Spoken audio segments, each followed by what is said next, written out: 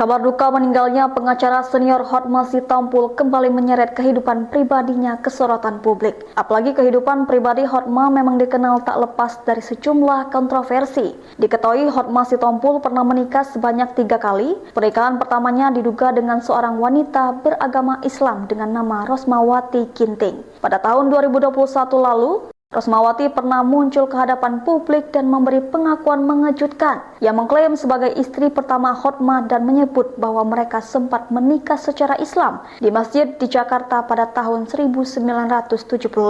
Keduanya melangsungkan pernikahan yang sah di Jakarta pada tanggal 22 September 1975.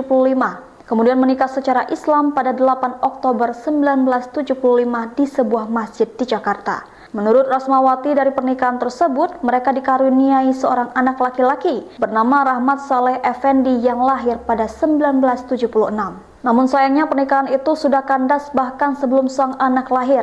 Rosmawati mengandung anak pertama namun bercerai sebelum anak dari hasil pernikahannya tersebut lahir di bulan Juli 1976. Tak hanya itu, Rosmawati juga mengungkapkan bahwa sang anak tak pernah diakui oleh Hotma. Rahmat baru mengetahui bahwa ayah kandungnya saat usianya menginjak 22 tahun. Pernyataan Rosmawati ini juga diamini oleh sang anak Rahmat. Ia bahkan mengaku ibunya harus berjuang sendiri sejak perceraian hingga masa melahirkan.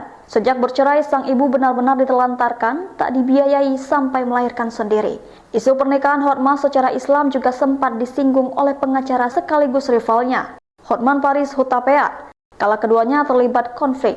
Dalam sebuah kesempatan, Hotman menyebut pernikahan di masjid bisa jadi pertanda bahwa Hotma sempat menjadi mualaf.